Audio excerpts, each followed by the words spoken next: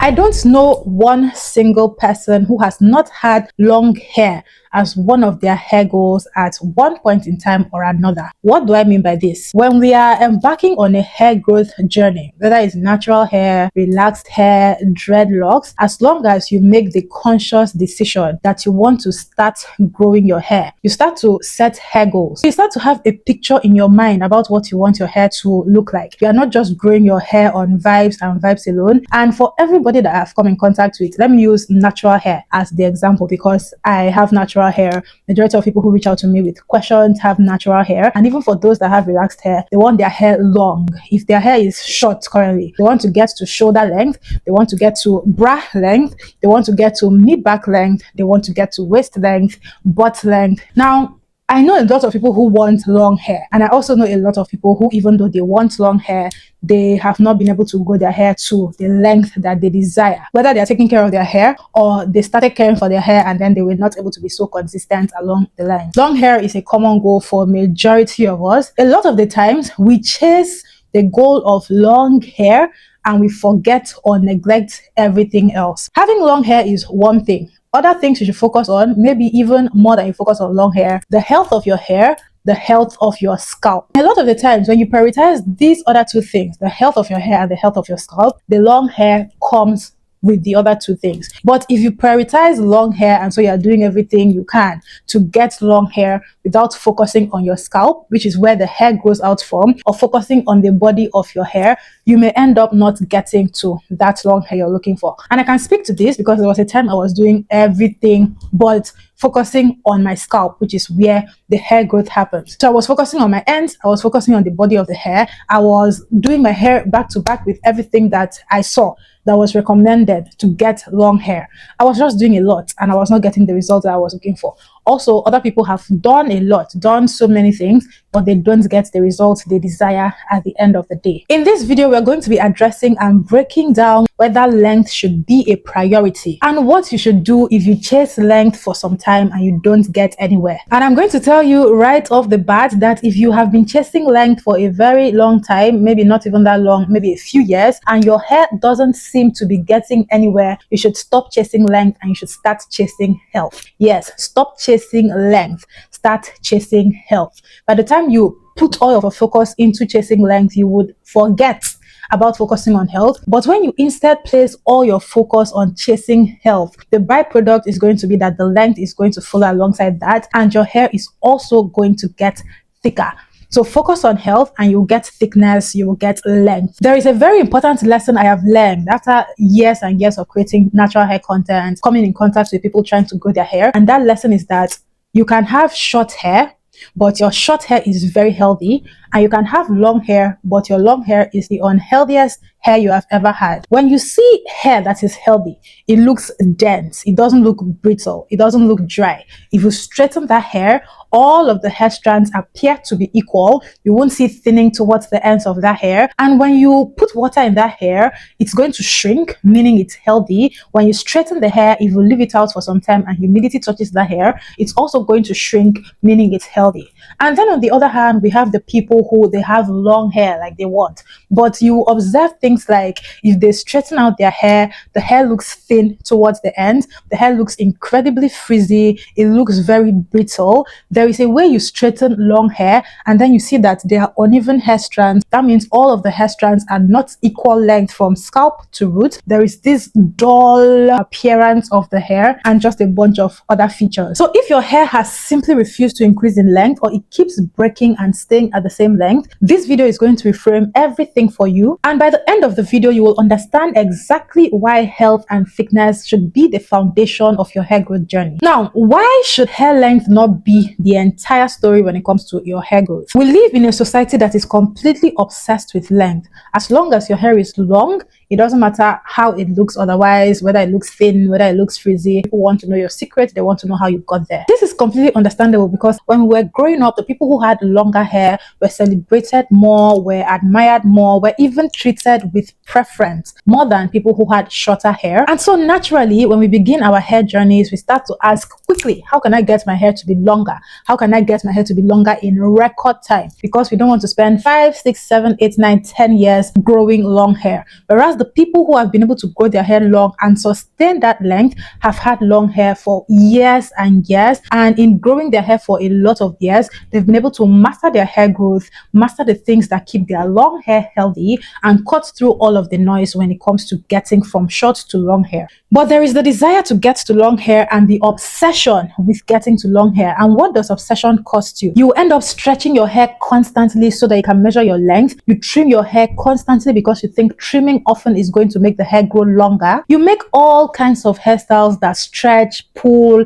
apply tension and friction on the hair because you believe those are the styles that are going to get you to longer hair faster. The result of this is that you're going to have hair that is long in some places and thinner in others. Some of the other qualities I mentioned: hair that is thin towards the ends but dense at the scalp, hair that is damaged, hair that breaks, hair that looks long when it is straightened, but when it shrinks or when humidity affects it, it has no body, no fullness, and it pretty much looks lifeless. The women whose long hair we actually admire don't just have long hair. They have long hair that is dense, long hair that looks healthy, long hair that shrinks, long hair that is actually strong and doesn't snap often. The way they got to this long hair is by focusing on the health of the hair and the scalp. So the question you should be asking should not be, how do I get my hair to be longer? But instead, how do I grow my hair healthier, with the understanding that with healthier hair is going to come thicker hair and fuller hair. Please keep this in mind. For my sisters with low porosity hair, with type 4A, 4B, 4C hair,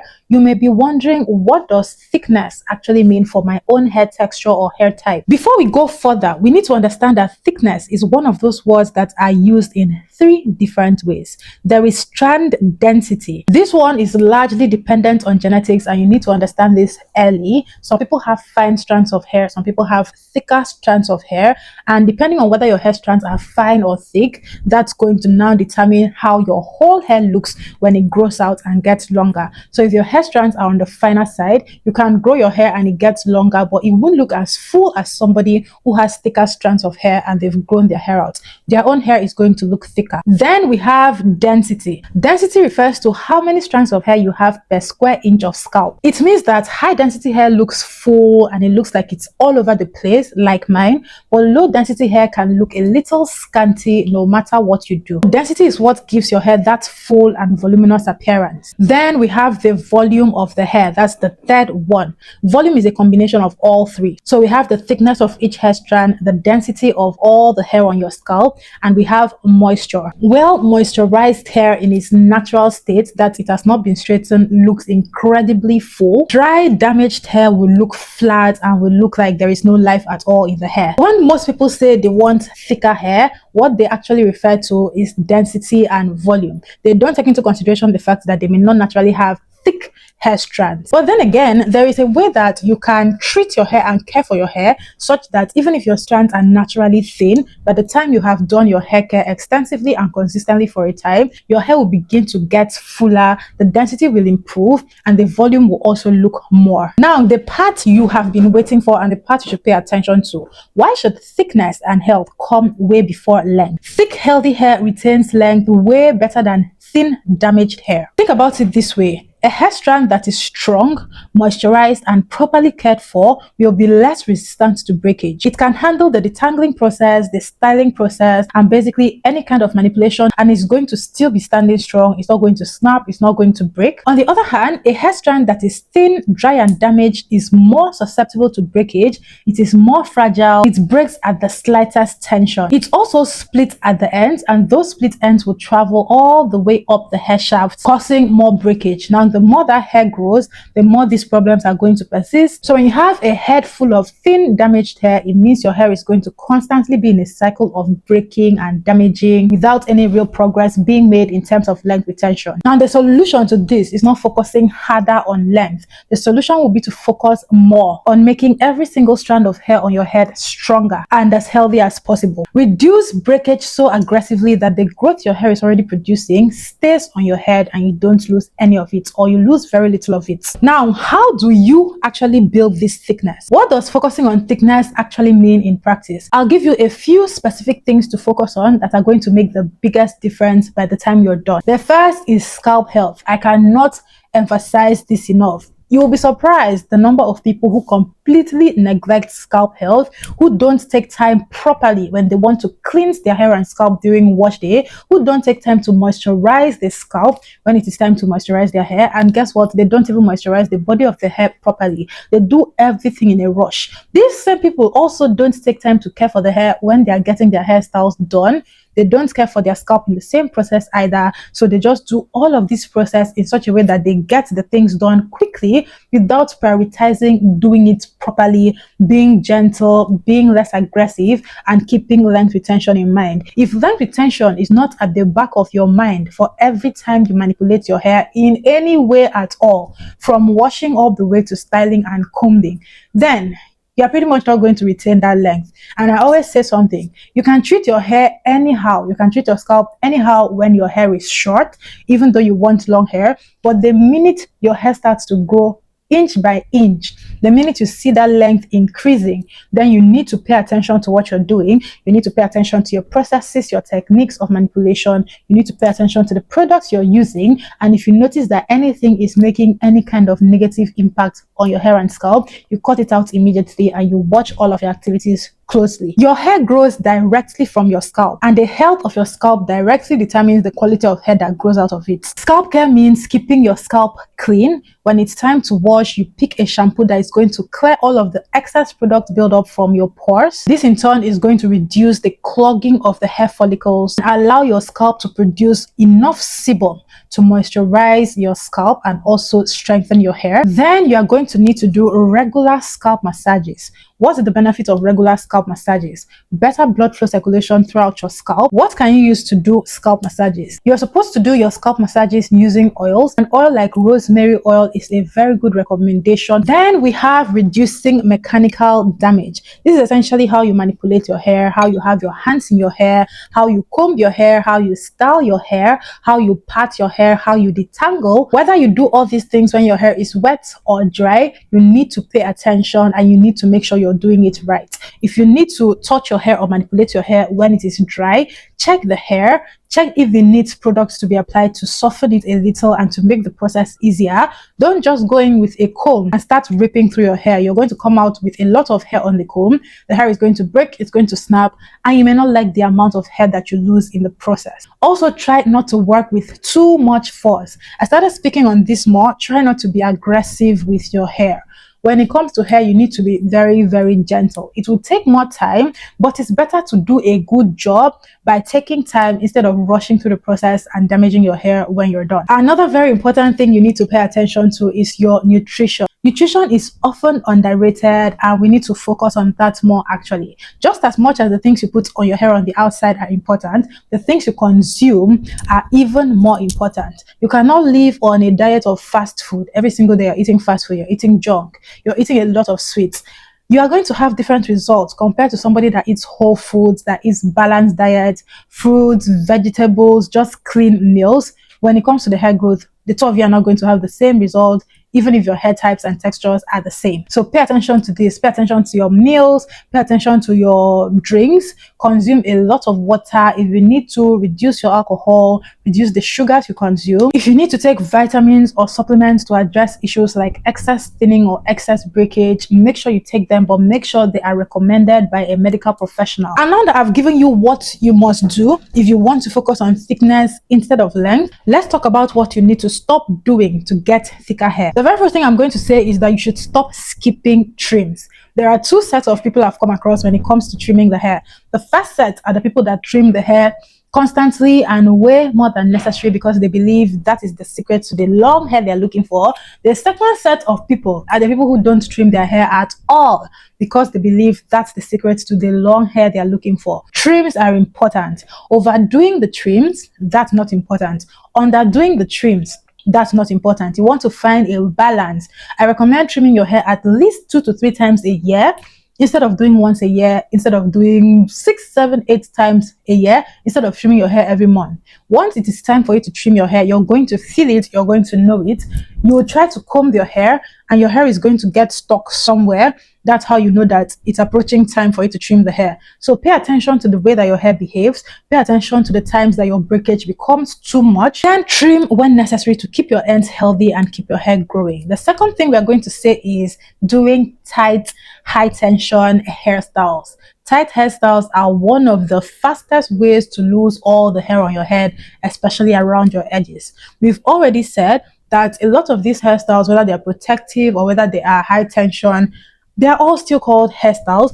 But the reason we have styles that are called protective styles is so that you know that there is a difference between the ones that are low manipulation and low tension, and these ones apply less pressure to your scalp and your hair, and the ones that require you to manipulate your hair in such a way that the pressure and the tension applied on the hair and scalp is incredibly high.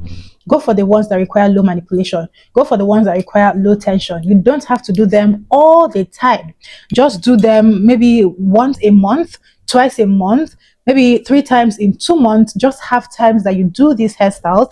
And if you still prefer your high tension styles like braids, like ponytails, like anything that requires extensions, weaves, frontals, wigs, whatever the case may be, also time the way you make these hairstyles. I enjoy braiding my hair, but I braid my hair and I carry the braids for 2-3 weeks. Then when I take those braids off, I allow my hair to rest for 2-3 weeks as well before I go into braiding my hair again. Doing this allows your hair to recover, allows your scalp to recover, helps you to take care of your hair in the time you're not using extensions. So you can condition the hair, you can deep condition, do intense treatments just to get your hair back to a very healthy place. Please, you're going to stop using heat, you're going to stop neglecting moisture, and you're going to stop measuring your hair length every other day.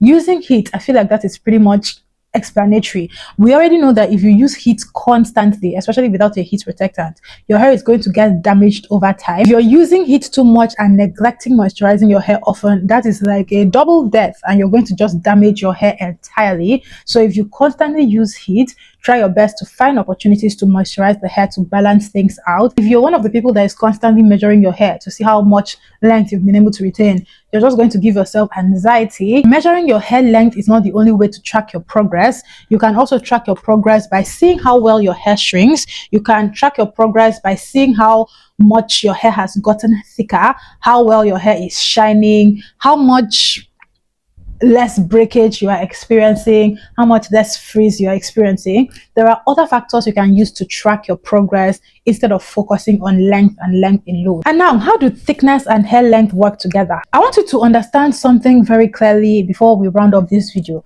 Like I had said in the beginning, when you focus on health, you will naturally get volume, you will naturally get length. This is way better than focusing on length alone and not getting health, not getting volume. I'm not saying you should give up on chasing length as a goal. Having long hair is a very valid goal and a very achievable thing. What I am telling you is that focusing on health is the surefire way to get to the length that you think is going to come if you only focus on getting longer hair. I hope you found this video helpful. If you have any questions, any comments, any contributions, be sure to leave them down in the comment section and I will interact with you to the best of my ability.